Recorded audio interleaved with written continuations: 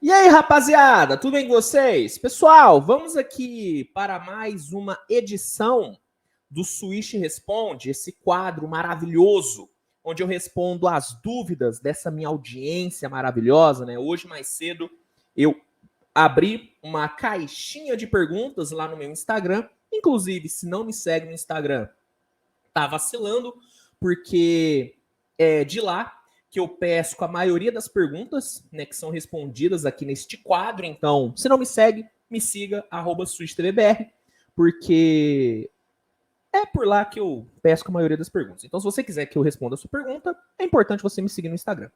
Eu pesquei algumas das perguntas que eu considerei as melhores que vocês enviaram, já estão aqui.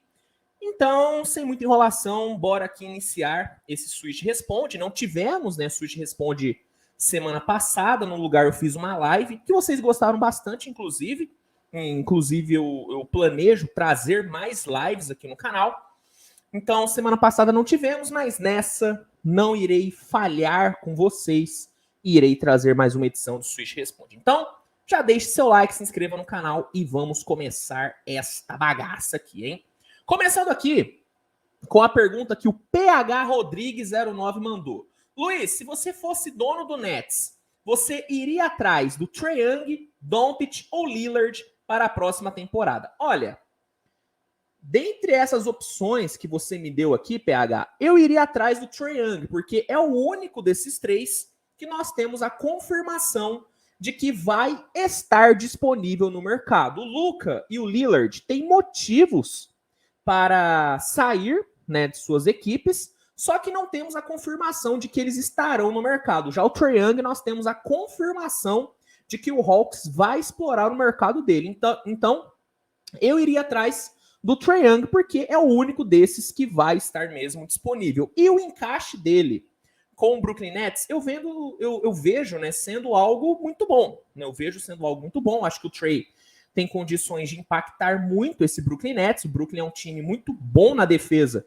só que não tem peças no ataque. O Trae Young é um ótimo jogador ofensivo. Então, dessas opções aqui, eu iria atrás do Trae Young, tá bom? Próxima pergunta é do Hugo Xavier 01. Fala, Luiz, de boas? De boas, estou de boas. Estrogonofe se come com feijão ou não? Eu como com feijão. Olha, Hugo, não querendo aqui cagar regra, mas eu sou absolutamente contra misturar estrogonofe com feijão. Eu acho que o feijão ele acaba roubando o gosto do estrogonofe. Então eu sou contra quem faz isso, né? Respeito a opinião de todo mundo, mas eu sou contra misturar feijão com estrogonofe. Para mim, estrogonofe é arroz e batata palha ou batata chips. Qualquer coisa diferente disso, para mim, já é exagero. Não quero cagar regra, mas já cagando, para mim, é isso. Estrogonofe sem feijão. Só arrozinho e uma batatinha palha, batatinha chips. Batata cozida também sou contra, hein? Também sou contra. Acho que a textura não fica legal. E para você que está aqui pela primeira vez acompanhando o Switch Responde, saiba que a pega aqui é essa, tá? Aqui eu falo de NBA, mas no Switch Responde respondo perguntas também sobre culinária, sobre a vida, sobre o amor. Aqui eu falo sobre tudo. Não se assuste. Aqui eu falo sobre tudo. Pelo menos nesse quadro eu falo sobre tudo. Próxima pergunta é do Félix Neto 19. Para você, qual o jogador que mais cresce e qual o jogador mais diminui em playoff? Olha, falando sobre as estrelas, eu acho que os jogadores que mais crescem na pós-temporada hoje são Donovan Mitchell. Donovan Mitchell cresce muito em pós-temporada, é impressionante como ele cresce, como ele vira outro jogador no playoff. O LeBron ama playoff, cresce muito. O Curry cresce pra caramba. Mas para escolher um, eu diria Donovan Mitchell. Eu acho que o Donovan Mitchell ele consegue virar muito bem a chave de temporada regular para playoff. Ele vira outro jogador. É impressionante. Mas atitude, liderança, eu acho que o Donovan Mitchell é o cara. Ele sabe muito bem se transformar quando chega pós-temporada. Agora, sobre os jogadores que diminuem, né, falando sobre as estrelas, olha, o Harden é um jogador que diminui um pouquinho no playoff, principalmente em jogos decisivos no playoff, é algo que acompanha a carreira do James Harden. O Chris Paul cai bastante de produção no playoff e deixa eu ver algum outro. Cara, o Anthony Davis, ele costumava diminuir, mas depois que ele foi campeão e tendo como base o jogo 1 contra o Memphis, eu acho que ele já quebrou isso. Então eu diria que Harden e o Chris Paul são duas das estrelas que mais somem nos playoffs. Não consigo escolher um só, não. Talvez o Chris Paul um pouquinho mais. Eu consigo me lembrar de 2, 3 ótimas atuações do Harden em playoff. O Chris Paul já tem uma dificuldade um pouquinho maior. Então, eu diria Chris Paul e James Harden. O Paul George já foi a época que ele era o Pandemic P. Já foi essa época. Eu acho que ele não é mais isso. Ele consegue sim jogar bem nos playoffs. O problema é ele estar saudável, mas ele consegue jogar bem. Então, eu diria Chris Paul e Harden. E se for para escolher um só, eu iria de Chris Paul. Tomara que os dois consigam... caramba, quase que eu derrubei minha luminária aqui. Quase aconteceu uma tragédia. Tomara que o Chris Paul e o Harden quebrem esse estigma, né, de serem jogadores que somem nos playoffs. Tomara que eles consigam quebrar esse estigma, mas eles ainda têm esse rótulo. Eu acho que são dois jogadores que têm uma certa queda de rendimento, sim, em pós-temporada. Próxima pergunta é do João Quilote09. Kawhi ou KD para levar uma franquia ao título? João, é difícil, né? São dois jogadores que foram campeões, né? Kawhi tem 2 títulos, um em San Antonio e outro em Toronto. O Kevin Durant tem 2 no Golden State. São 2 grandes jogadores mesmo. Só que quando você analisa os dois, tendo como base o impacto que cada um teve nos títulos que conquistou, eu acho que o Kawhi ele impactou mais, principalmente no título do Raptors. Ele foi 100% crucial para aquele título ter vindo para Toronto, ter ido, né, para Toronto. Sem ele, o Toronto não teria conseguido vencer. Não teria conseguido vencer de forma alguma. E eu acho que até no título do San Antonio ele também teve essa importância. Eu acho que sem ele o San Antonio não teria batido o Miami Heat. Já o Kevin Durant, apesar de eu achar que a galera subestima muito o que ele fez naquelas 2 campanhas, eu acho que sem ele o Golden State conseguiria sim ter vencido. Conseguiria sim ter sido campeão, porque era o melhor time da NBA. Então, entre os dois aqui, para liderar uma franquia ao título, pensando em impacto individual, eu iria de Kawhi, porque eu acho que o impacto dele em Toronto e em San Antonio foi maior do que o impacto do Durant no Golden State Warriors, falando sobre título. Não estou analisando quem é melhor jogador, porque para mim o melhor jogador é o Kevin Durant. Mas falando de impacto em título, eu iria de Kawhi Leonard. Próxima pergunta do Junior Jean. Fala, mano, na sua opinião, o que deve ser mudado no Bulls para a próxima season? Muita coisa, mas para não me estender tanto assim, para mim, Chicago tem que fazer uma sign and trade do Nikola Vucevic, tem que renovar e trocar ele. Não dá para ficar com o Vucevic para a próxima temporada, não dá. Para mim, o Chicago tem que explorar o mercado ou do DeRozan ou do Zach LaVine. Tem que explorar o mercado de um dos dois. Tá na hora de escolher um dos dois. E eu acho que o Chicago deveria priorizar o DeMar DeRozan, tá? Trocar o Billy Donovan.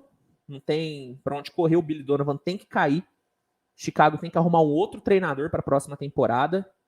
E eu acho que é isso, tá? Teriam mais coisas, mais alguns movimentos ali no off-season, mas eu diria que o ideal, o principal, é fazer isso, né? Explorar o mercado do DeRozan e do LaVine, fazer uma sign and trade do Vucevic para não perder ele de graça e trocar o Billy Donovan. Para mim, essas são os principais movimentos que o Chicago tem que fazer. Próxima pergunta é do Trey B12. Qual sua opinião sobre o Atlanta ter liberado negociações pelo Trae Young? Olha, sendo muito sincero, eu acho que o Hawks fez o correto, tá? Pelas informações que temos, o Trae Young estava, causando lá no Atlanta, causando nos bastidores, né? Ele tem um problema sério com a diretoria do Hawks, ele não se dá bem com a diretoria. Parece que o vestiário do Atlanta não tá muito bom, muito por conta dessas tretinhas do Trae Young. Então, eu acho que o Hawks fez certo, velho. Quando você tem um jogador do tamanho do Trae Young que começa a causar nos bastidores, não tem muito o que fazer. Não adianta você ficar forçando uma reconciliação. Se o cara não tá satisfeito, tem que trocar, porque é muito melhor você ter um jogador médio querendo estar lá, fazendo um clima bom, tendo um clima bom com todo mundo, do que você ter um jogador espetacular que não quer jogar e que só causa. Então, para mim, o Atlanta fez certo. Se ele tá querendo sair, bota ele no mercado e se aproveite do valor dele, porque é um jogador que tem um puta valor de mercado. Ele vai render muita coisa pro Atlanta. Então, para mim, o Hawks fez certo. Próximo aqui é do L. Robert 47. O que espera do Lakers depois do basquete apresentado ontem? No basquete apresentado no jogo 1, né, contra o Memphis Grizzlies. Olha, eu espero que o Lakers consiga manter a intensidade defensiva, eu espero que o Lakers consiga manter a eficiência que teve no ataque. Né, o Lakers foi muito bem no ataque, muito bem. Eu espero que o Anthony Davis consiga ficar saudável e consiga manter esse nível gigantesco de atuação que ele teve. Eu espero ver um LeBron um pouquinho mais agressivo, principalmente no ataque. E eu espero que o Lakers consiga sustentar o bom basquete, porque assim teremos uma puta de uma série. O Memphis deve vir melhor para o jogo 2. Então, se o Lakers conseguir manter o nível que apresentou no jogo 1 e o Memphis melhorar, a tendência é termos uma baita de uma série a partir do jogo 2. Mas me animou demais, tá? O que o Lakers apresentou no jogo 1. Ainda falando sobre playoff, né, o Kayonki mandou o seguinte: o que esperar do Golden State Warriors após a derrota no jogo 1? Ajustes, né? O Steve Kerr é um treinador muito bom de ajustes, é um dos melhores fazendo isso, por isso que ele é tão bom nos playoffs. Foi perguntado aqui, né, sobre os jogadores que mais crescem nos playoffs. Um dos treinadores que mais crescem nos playoffs é o Steve Kerr. O Steve Kerr é monstruoso em pós-temporada. Então eu espero ver ajustes, principalmente na defesa do De'Aaron Fox. O De'Aaron Fox deitou na defesa do Warriors.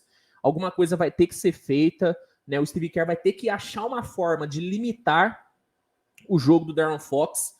E claramente ele vai ter que ajustar a rotação. Né? O starting five vai ter que ser ajustado.